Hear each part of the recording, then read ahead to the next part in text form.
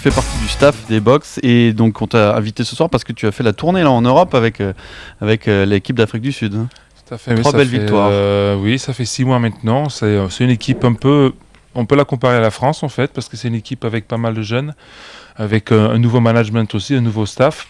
Donc on construit, on est assez content de cette tournée, parce qu'au finalement on a gagné les 3 matchs. C'était l'Écosse et l'Angleterre, c'était un petit peu dans la douleur et dans la difficulté, mais je pense qu'en défense, les joueurs ont montré une belle âme dans l'équipe, c'est ce qui est très important, surtout à ce niveau-là. Et puis, donc ouais, je pense que c'est un bon début. Après, au niveau des structures de jeu, petit à petit, ça avance. Je pense qu'il faut encore un peu de temps, mais il y a une réelle osmose qui commence à se former, à être en place, et ça, c'est positif pour nous. Hein. Victoire en Irlande, en Écosse et en Angleterre pour les Box.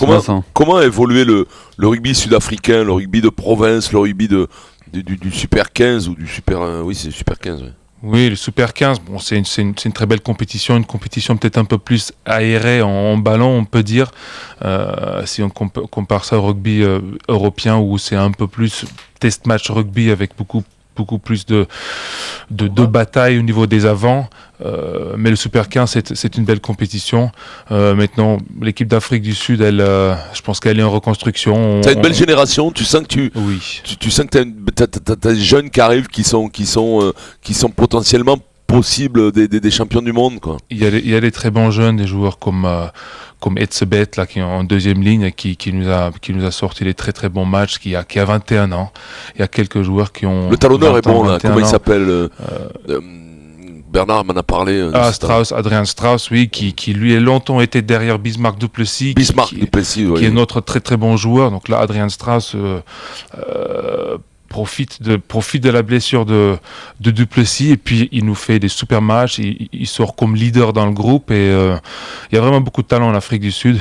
Je pense que c'est pour ça aussi que c'est une bonne chose d'être ouvert à sélectionner les joueurs qui jouent en France ou en Angleterre ou en Irlande, parce que le talent est là. Il faudra pas être fermé à se dire juste les joueurs sud-africains sont sélectionnables. Ça va être un de tes combats, tu vas pousser pour ça, ou t'as pas trop ton mot à dire là-dessus, peut-être, je sais pas. Si, je m'exprime, je m'exprime, et puis Heineke Meyer, l'entraîneur, a déjà montré qu'il est ouvert à ça. Moi, je trouve ça très bien, oui. Tu es arrivé en juin, c'est ça Je suis arrivé en juin, oui, c'était nos premiers 6 mois après, donc là, tu as fait ton bilan sur les forces en présence.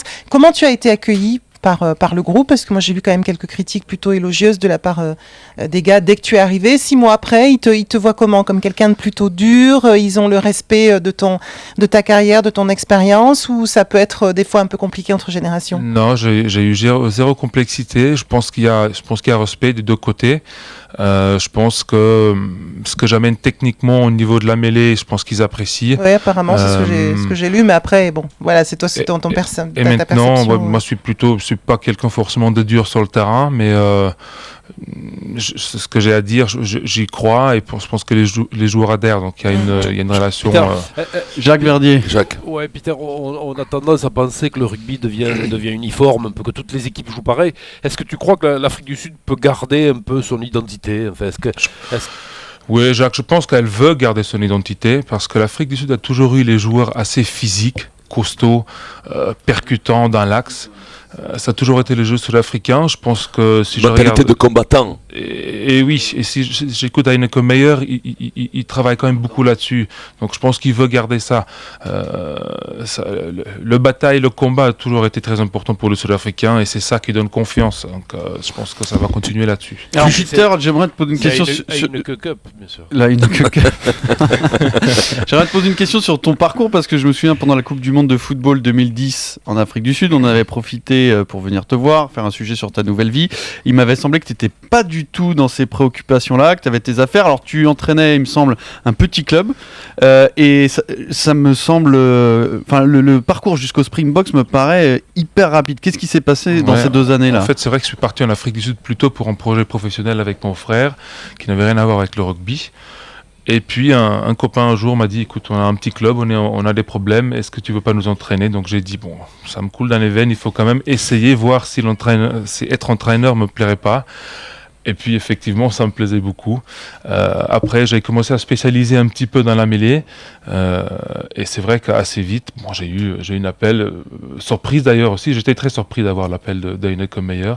Mais surpris, oui et non, parce qu'on sait très bien que toi personnellement, Peter, tu es une référence à ce poste de pilier droit, qui est quand même l'axe de la mêlée. Des piliers qui ont 70 sélections du côté droit, il n'y en a pas beaucoup qui ont eu ton expérience. Et on sait que l'expérience française en première ligne, elle est quand même recherchée. La mêlée française a toujours eu une bonne réputation dans le monde. Bien sûr, je pense que c'est justement ça qui a poussé Heineken à m'appeler, cette expérience de la première ligne en France qui est complètement différente en Afrique du Sud, qui à mon avis travaille plus dans les 3 axes, plus en 3 dimensions, sans devenir trop technique, mais c'est justement ça qui est plus intéressant et qui l'intéressait. Oui. Tu te régales ?